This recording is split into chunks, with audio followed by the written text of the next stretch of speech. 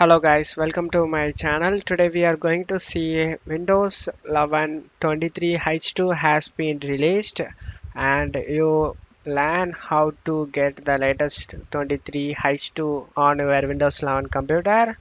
You just need to right click on the start icon and select settings. On left side select Windows Update. Make sure this is turned on. Get the latest updates as soon as they are available. Make sure it is turned on. And after turning on, you just need to click on check for updates.